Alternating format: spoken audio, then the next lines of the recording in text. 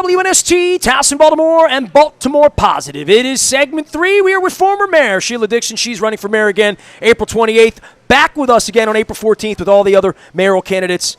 Don Moeller, I think we got to get to crime. We got to talk about murders. We got to talk about. Well, so many of them are connected, right? Sure. Former mayor, you can't talk about crime. It seems to me that I always say it's a triangle. You can't talk about crime without talking about guns, without talking about opioids. So, and I'm going to throw you one other curve, because one of the things that comes up, and I have heard this, there is, and I'm not going to ask you to name your cabinet, but there is some concern from folks who reach out to me that, Don, we've had so much turnover in the police department.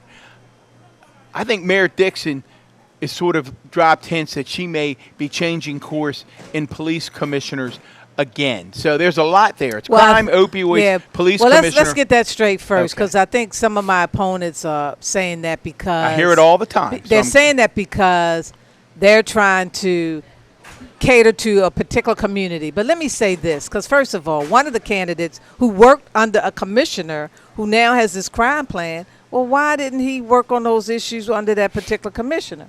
Now, let's go back to Commissioner Bielfeld and his team.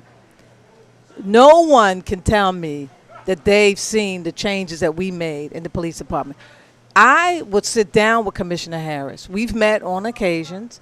I would sit down with him. I'm not saying I'm going to get rid of him or not, but we need to sit down and we need to talk about.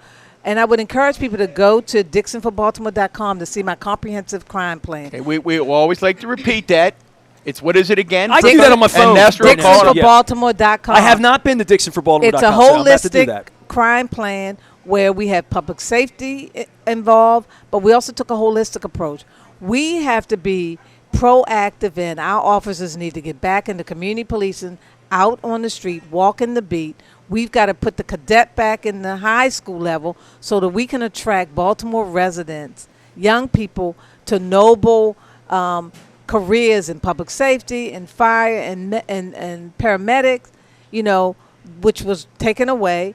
We need to look at ways where we can affect changes in identifying issues in young people early on by creating more community schools where we have actually social workers and psychologists in the school working with young people, dealing with the trauma they face. You and I probably have never seen what some of the kids have experienced today.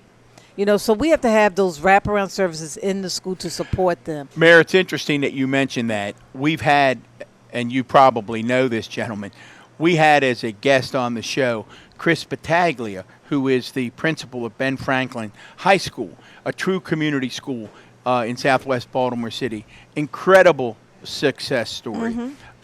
And again, I would encourage folks, if you want to hear, the mayor's talking about the importance of community schools and how she's going to focus on that, go on to Baltimore Positive, listen to Kris Battaglia. He gives an example, and folks have heard me say this before, you just mentioned trauma.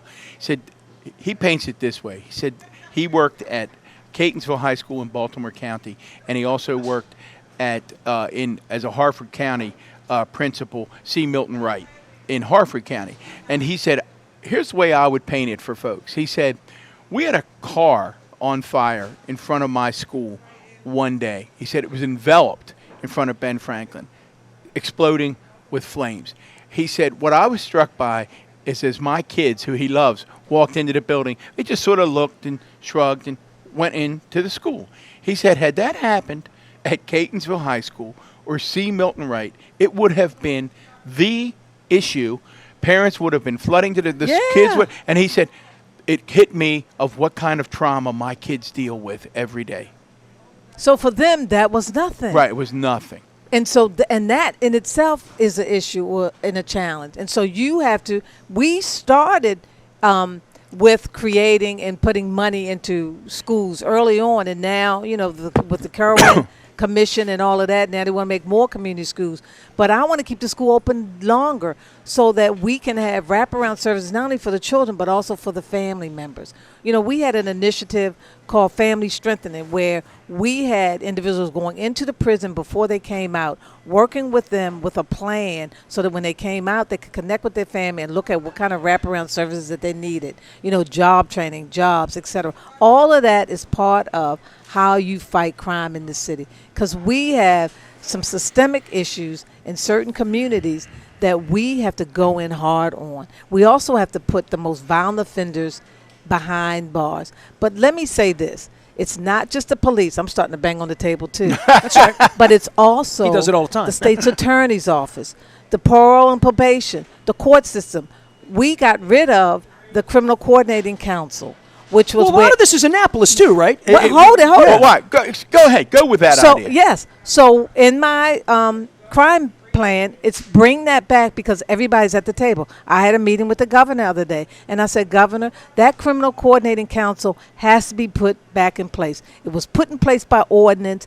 No one has the option of not attending. Yes, they have to be at the table. Parole and probation, the state, the courts, has to have their administrative judge there because everyone has a role in this. And we face each other, and it's a public meeting. Well, it's a public safety issue for putting the wrong people back out on the streets for everyone. Correct. I can hear people in their car. You got to talk more about that because I can hear people in their car right now when you say they got rid of the Criminal Coordinating Council. I can hear people talking to their radio going, how does that keep my wife and children what? safe? They did what? Why? Walk us through how people who don't understand how decisions are made. How does that happen?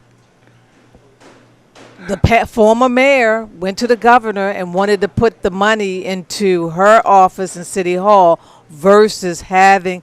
See here, let me. It would take. This would be a 2-hour discussion. So real quick, Give us let me the say. four dummies version. Here's the quick version of it.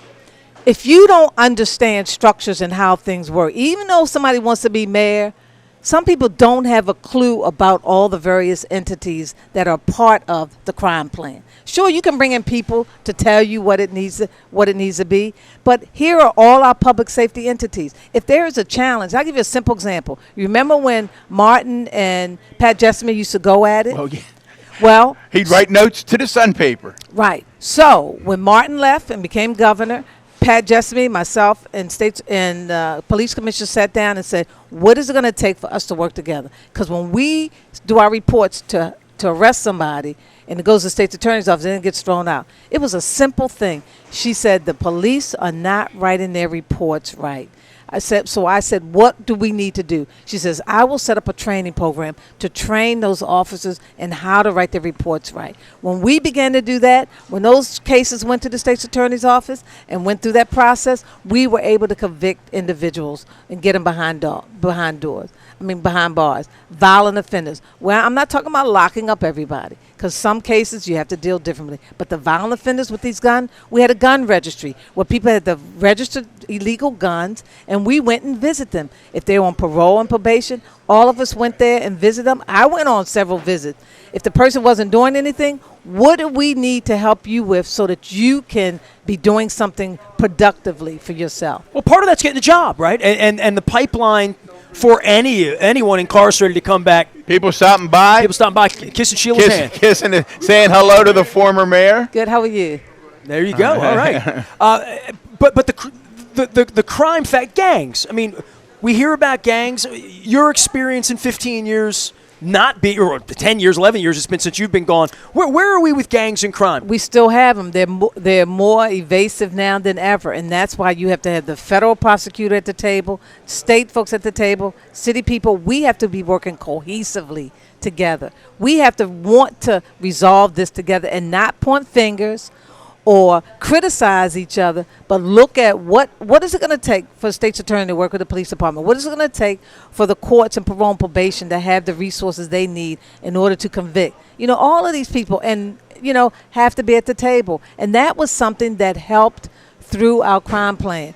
Rosenstein, who went to work for Trump administration, was Rosenberg. Yeah, was Rosenstein. Rob Rosenstein. Yeah. He was a United States key attorney. piece of our crime plan because we worked cohesively together. I keep going back to this word, collectively, cohesively. That's what it takes. So it really can't work in silos. So it's a team effort. We are with former mayor Sheila Dixon, wants to be mayor again.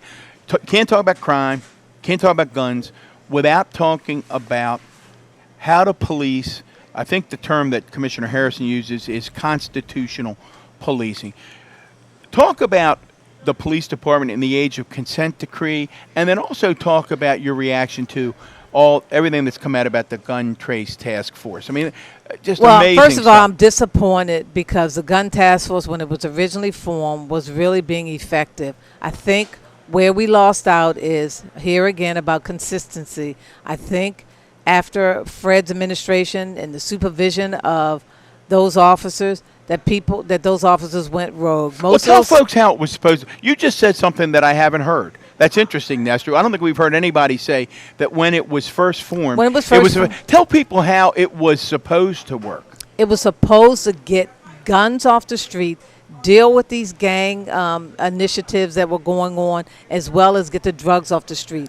To go after that, not in a rogue way and keep it for yourself. It was not driving cars at people on a street corner. No, none of that. Yeah. And again, I talk to officers. I know officers at all levels. Some are still there, some are gone. And I asked them, what happened when you lose the supervision? When a commissioner comes in and they dispanel many of the senior officers who know how to function in the Baltimore City Police Department, and you get rid of it. You lose that consistency. You have a lot of young police force. That's why I want to bring retired officers back, to bring them on contract and help to mentor these young officers, to show them the way you go out and you approach an individual who's loitering on a corner, that you be respectful. Part of this training with the consent decree, because that wasn't around when I was there, is how to be respectful but still do your job. Well, we can't move on from crime to some other issues without asking you. Anybody that does any research is going to look and see that under Mayor Dixon, homicides dropped significantly. And in the latest poll that just came out, crime continues to be the number one issue. Mm-hmm. I told Nestor, having looked at polls for 20 years, I said, Nestor, that's interesting. Normally, you don't see crime rise to that level. Obviously, it's the crime number one issue. Crime is higher than education and quality of life. And you never see that, right? I mean, that's unusual. Yeah. So, in the Dixon administration, you were proud of the reduction in the homicide rate. So, I think folks want to know. But not only the homicide rate, but also in certain other communities about the quality of life. We did not have the carjackings that are going on now. We didn't have people coming up with the amount of break-ins and car thefts and all of that. How did you bring about those reductions in crime? We had more officers on the street. Right. We did, right? We did have more officers, and we also retained officers. One of the things that you have to do is you have to make sure that guy on the street knows what's going on at the top. They have to buy into that plan. You have to communicate. That's why there's an issue between the commissioner and the union. You got to communicate. You got to sit down. That officer on the street needs to know what your plan is. And I would test officers on the street when I would go out and say, so what's our crime plan? And they would go through. These are the main points. They knew that, because you got to get their buy-in. So right now we got to do some more aggressive recruiting. We got to retain. And a big piece that most people who are running for public office, two people should try to have that resolved, is there's a lawsuit about the pension, which has really been a big factor. And it's been going on for the last 10 years. We had to change the structure of the fire and police and the pension from 20 years to, I think Stephanie went 23 or 25 maybe. 25. And those officers are who came in and signed up for 20 years want to be grandfathered in, and new officers coming in fit under that category. Well, we're spending millions of dollars with this lawsuit fighting back and forth. Still has not been resolved. And a lot of them, when you talk to them, how long am I going to be here? What is it? But a lot of them now want out. We're losing even officers that have been in the police department for 2 years. What's an ideal number? I mean, we've had Commissioner Harrison here talking about 2,500 officers, 3,100 officers. Where's that number for you and the funding for that and a commitment to that? And more than that, the day after you're elected, you got to get along with the FOP like everyone else, right? So, and I think that's been the biggest issue is you have to have a happy union to have functioning officers. You do, right? And you're not going to always agree. And I've always maintained an open relationship with the unions. I actually would meet monthly with the unions so that we could iron out whatever our issues are. It's all about communication. That's what it's about, communication. Based on the structure now, based on what The census is going to, what we do with the census coming up, which is going to be key, is going to be significant in how many officers we need in Baltimore and how we need to restructure and redistrict the police department, because our redistricting of the police department hasn't been done in 50 years. Don's all about the census. So gotta it's count important people. because that's not only count people, millions of dollars. That's millions of dollars that we could lose. Right. And I think we might be under 600,000. If we are, that's going to be horrible for us and the resources that we need. No, I don't think people. I don't. And Senator Mikulski was passionate about the importance of an accurate count, a correct count. I know the city's working hard, the county's working hard. As you said, it's millions of dollars, which affects resources that go to the city. A couple of quick things, and I know we're going to wrap up here in a couple of minutes. We are with former mayor Sheila Dixon, wants to be mayor again. I smell the crab primary cakes. coming up this April. In an earlier segment, you were adamant that you could address the dirt bike thing. The one thing, and we know on a list of issues, what I'm about to mention, it's not at the top of everyone's list, and it's complicated. But the squeegee young men and women really are problematic, particularly for the business community and for those who visit the city. It's a real issue, yeah, right? but it's not just the business community or the people who visit the city. It's the people who live here as well and have to come a part of that. So what does Mayor Dixon And part of my crime plan as well as education plan as relates to the squeegee kids is that I want to create, here again, I want community outreach people out there day and night, going on those corners, finding out. I do it now. I pull down my window. I ask the young people, I said, how old are you? If you're supposed to be in school, give me your name. If they give me their name, I check into school. And I've helped several of them to get jobs. These were kids that were out of school. Because at its core, it's about jobs, It's right? about jobs. But some of them don't necessarily want to work, because I'm going to just tell you a brief story and then I got to go. Okay. I met with a group of individuals the other day. This person owned some hotels right down in the area of Gay Street where those squeegee kids hang out. He went to the city and said, you give me how many of those young people, I will train them in my hotels. They gave them 3 young people. He trained them in different areas. They came to work for 2 days. He hadn't seen them since. We hear about the soft they have- skills. So but- what do you do? but So they- what does Mayor Dixon do? They have to get off those corners because they're impeding traffic. We can't tolerate that. So they have to go somewhere. But I'm not going to say lock them up, but we've got to. You confident you can do it? I'm confident I can do it. Okay. You're elected. Let's say you're elected Now in keep November. in mind, we have April, and that's why I don't necessarily like this spread, because right. it really is. It's kind of odd, isn't it? Not only odd, because we have Republicans that are running too, for mayor. Okay. Can't In Baltimore City. Yeah, but you can't. You can't. I'm not. What think of don't you them. like about the April-November stretch? It's too long, and then so to make a transition, because you have the general election, and you can't assume that one of those Republican candidates could not win here in Baltimore, and you Or can't, an independent candidate. or independent, and how are you starting to plan that process out when you have to wait till after the general, and then you get sworn in early December? Right. Well, I know you have to run early December. Assume if you do take office. Let's just take the 2 simple ones, the dirt bikes, the squeegee young men and women. How long would it take for people to say, daggone, Mayor Dixon said she did fix it. It's getting better. Well, the murder rate's what everybody measures, Now, you right? need to bring him on your show. Call. First of all, I don't want to say 3 months, 6 months. Because what I need to do is go in and do an assessment of everything, and we need to do audits. So I don't want to say 6 months or 8 months. But you're confident it'll happen. Yes. All right, we're gonna let you wrap up. Before we get away, we like to give everybody, this is your chance. Give us your 1-minute speech. Why people? They got a lot of candidates. We've been impressed. Really good candidates running for mayor. No, you have some great candidates. Why should people take a chance and say, you know what? I'm going back. I'm going to vote for former Mayor Dixon again. If people look at my past record and what I was able to accomplish for the city, and the fact that I know how to manage, I have the vision for the city, I have new ideas to move the city forward, and day one, there's no learning curve for me. Now, some people are You going to have know to where go the in restrooms are in City Hall. Well, it's not even that. It's understanding how city Right. government works and operates and how our agency operates, and the fact that based on all of the things that I've put out in my education plan, my crime plan, my prosperity plan, these are not pie in the sky.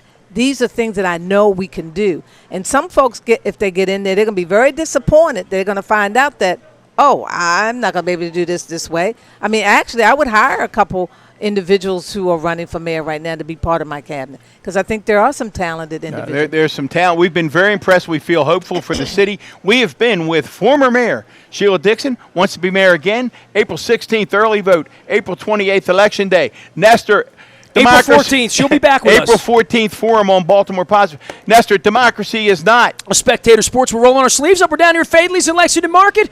Frank Kelly will be joining us from Kelly & Associates. Ted Venetoulis is up in the Baltimore Positive repository, as well as Malia Cromer, talking about elections and polls and stuff like that. Big appreciation to you. Thanks for coming by. Thank you. A pleasure. Mayor, Sheila thank Dixon, you. former Good mayor, seeing you joining again. us here, running again on April 28th. We're running out the door. We are WNST.net, AM 1570, and WNST Baltimore Positive. We never stop talking Baltimore goodness and the future.